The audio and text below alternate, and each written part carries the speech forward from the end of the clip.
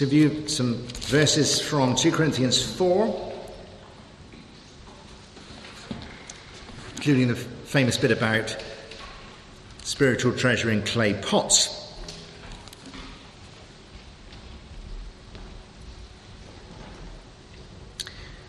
God in his mercy has given us this work to do, and so we are not discouraged. We put aside all secret and shameful deeds. We do not act with deceit, nor do we falsify the word of God. In the full light of truth, we live in God's sight and try to commend ourselves to everyone's good conscience. For if the gospel we preach is hidden, it is hidden only from those who are being lost. They do not believe because their minds have been kept in the dark by the evil god of this world.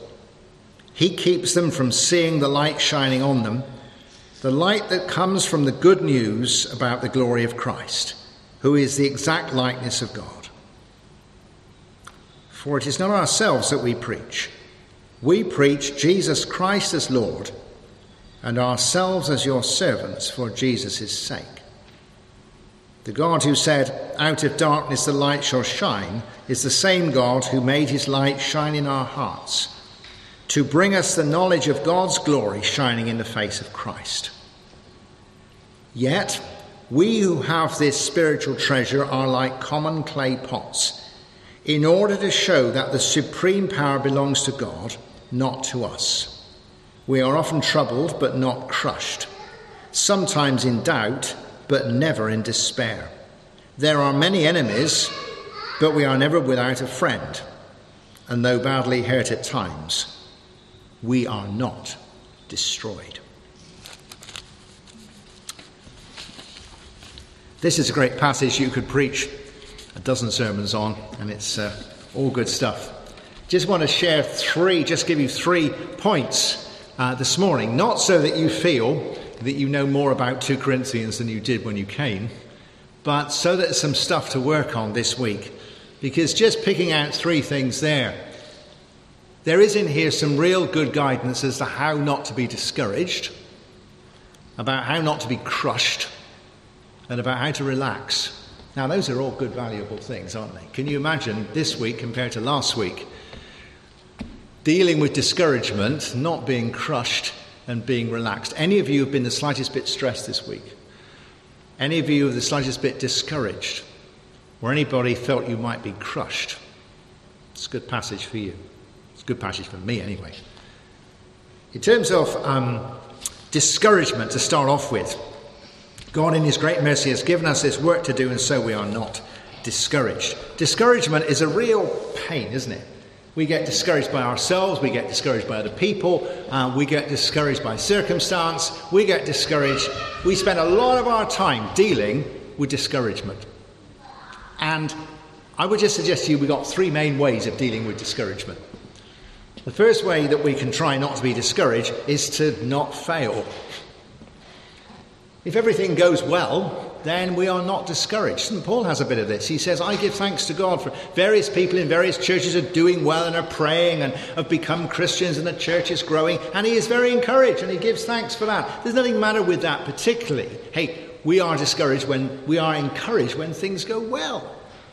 When people, prayers are answered, when people come to Christ, when we can help other people, when things go well, we are encouraged. I think God is encouraged. The angels are encouraged. There's nothing wrong with that particularly. But if our encouragement depends on it going well, then it's a bit on and off, isn't it? Because often it does not go well. And I'm an optimist. It sometimes doesn't go well because I am a clay pot, and it's not go well because of my frailties. But also St. Paul points out, don't be too self-deprecating about this. It doesn't go well because the evil one fights against us and is very powerful. And people are put off the gospel and put off Jesus by him. But there's a fair bit to be discouraged about.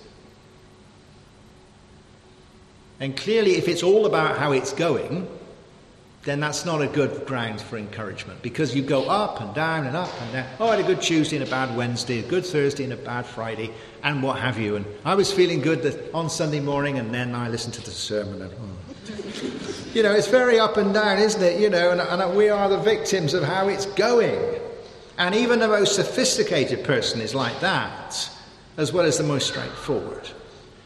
Our small children are very much, I hurt myself, it's not gone well, you've turned off the television, but we all feel the same, only we're not allowed to do that. We can ignore that. There's a whole strand in our Christian faith which makes us feel it ought to be going well, so we won't be discouraged, You will go to whole churches that are never discouraged, however bad it's going. The kingdom is growing even if the church is dying, sort of place. The person has been healed, but the symptoms are persisting. We can easily have that sort of parallel universe where we're saying, oh, so blessed, when you're feeling in the complete pits. Because we insist on it's going well, because we insist on not being discouraged. We need to get real.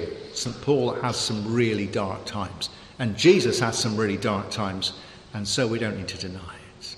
Encouragement does not work just if it's all about how things are going. But there's a whole range of areas where we try and be not discouraged, and we aren't really, for a whole subtle range of things, where we are seeking to do God's work, we are doing what Paul calls the work, but actually it's not about how it's going, it's really subtly about us and how we feel. On the one hand, there's the very self-righteous thing you feel probably occurs in sects and very closed church systems, where really, they don't really mind how it's going out there. What's important is that they are there. In fact, they are encouraged by it not going well out there. The I am left, which proves that I was right all along, sort of, super barred-windowed brethren or Jehovah's Witnesses or whatever it is. That whole sense of, in fact, the worse it gets out there, the better I feel. They've all fallen away, which proves that my belief in the authorized version was right. That kind of feeling. And sometimes we have that in Methodist chapels. Well, we haven't closed, have we? And everything is terrible out there, and the worse it is, the more righteous we feel. Because we're not very good. And if somebody else is worse, it makes you feel relatively good. But if all is revival, I realise I'm the only bit that's not revival, and then I don't feel so good. So, in a sense, that sense of piety and elitism, we aren't discouraged by the work not going well because it makes us feel good in a way. We are an elite. So we don't want that. Then it's not quite so bad, the sense of not engaging with the work but just doing the job. I'm on the rota. And I'm not discouraged. Take anybody who does coffee here, bless you. Let's take the coffee morning as an example. I'm on the rota to do the coffee. So I came and did the coffee. What was it? How was it? Oh, it was all right. Did many people come? No. Did it matter? No. But I was here and I made the coffee. You see, I'm not discouraged because I'm not really engaged. Could you take the flowers round to Mrs. So-and-so? So you do. You come back. How was Mrs. So-and-so? I don't know really. I didn't ask, but she's got the flowers. You see, I'm not discouraged by the fact that she's ill because I didn't ask her. My job is to take the flowers round. It's the whole rota concept. I do the job.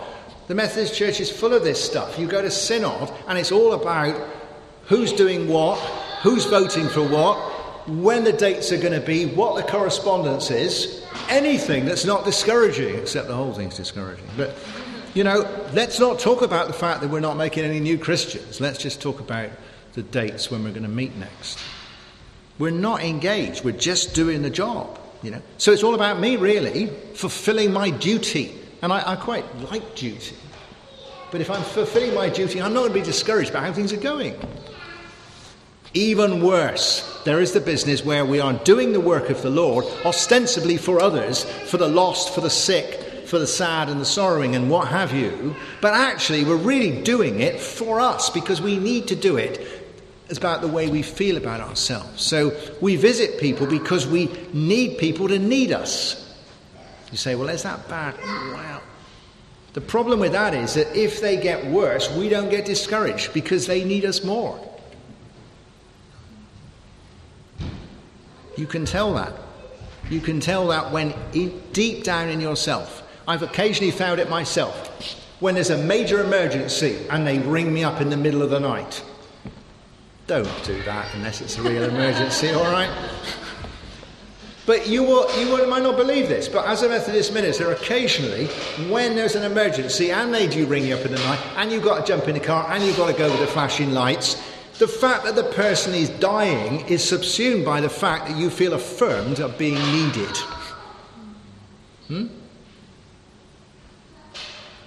Now, that doesn't mean I ring back and say I'm not coming because I'm coming for the wrong reasons. You've got to go, but you are not discouraged because it was all about you, really. Indeed, just as a footnote, I think there is a sense sometimes that when things are not going well, the kingdom is not growing, people are being lost, people are dying, people this, and this, and this, you can almost sink into a sense of melodramatic sentimentality. I've become used to it not going well. In fact, it not going well is defining me, and I begin to not want to be encouraged because it disturbs me. You meet people like that. Oh, it's terrible.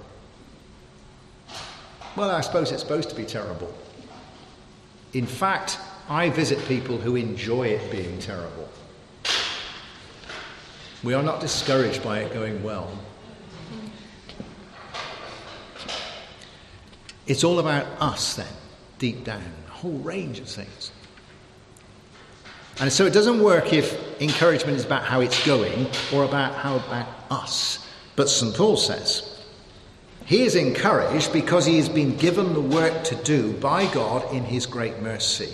In other words, it's all about Jesus, not about me and not about how it's going.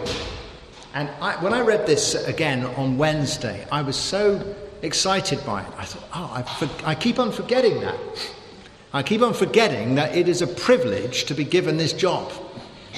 You know, I keep on forgetting that it's a privilege to doing all the jobs I don't want to do.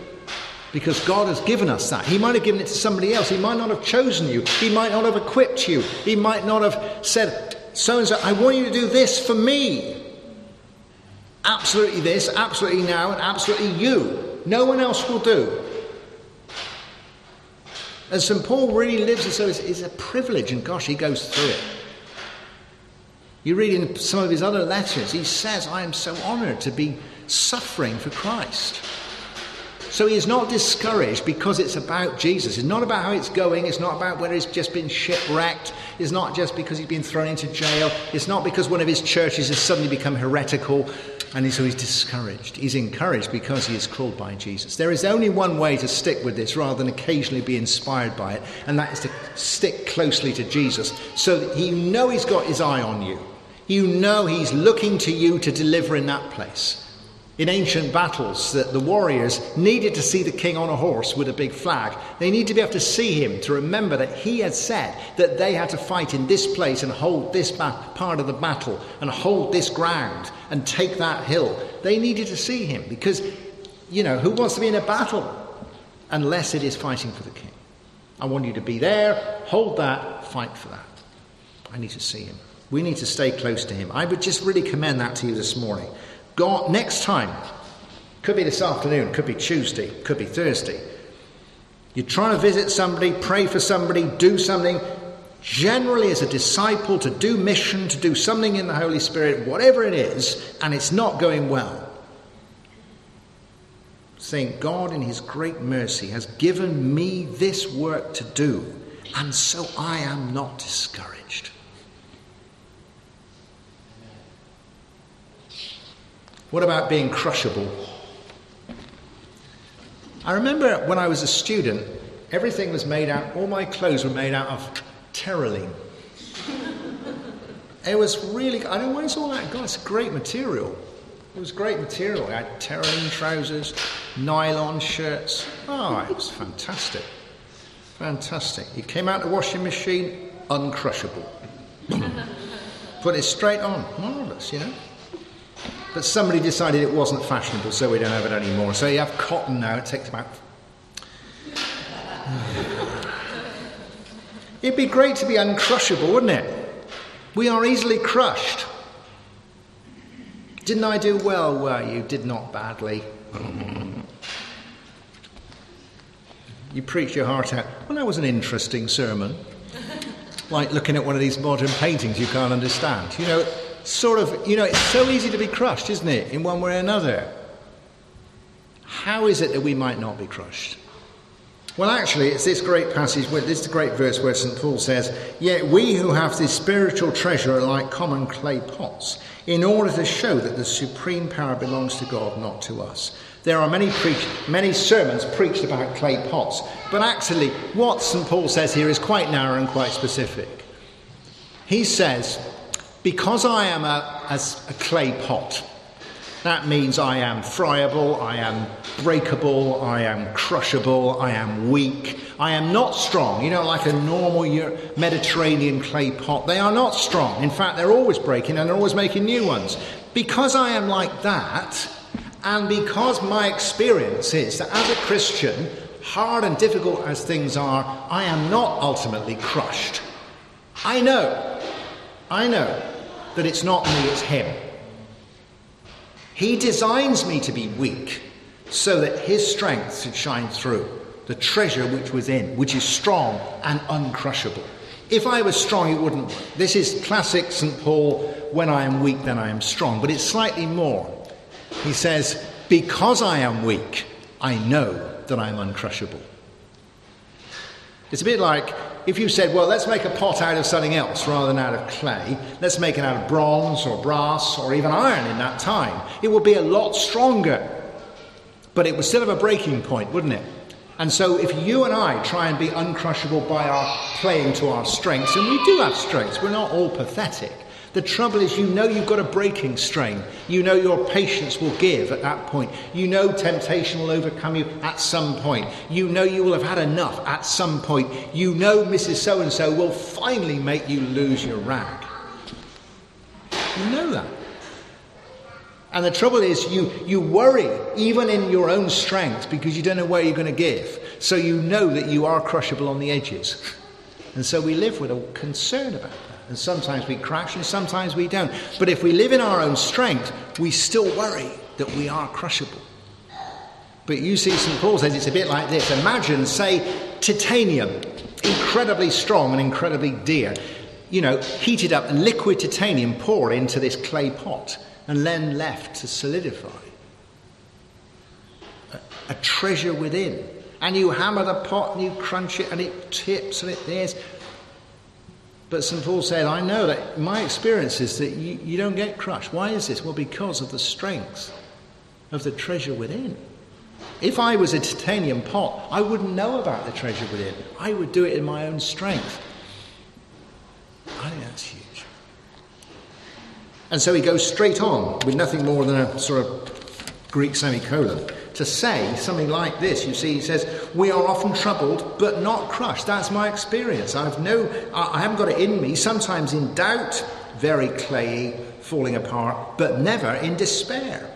There are many enemies, but never without a friend. Badly hurt, but we are not destroyed. You just can imagine this clay pot sort of being really in bits, and yet that titanium core holds it. And then there is no trouble about breaking strain. I know I am uncrushable because I am uncrushable in the Lord. That's good. Finally, and quickly, just to encourage you at the end about being relaxed.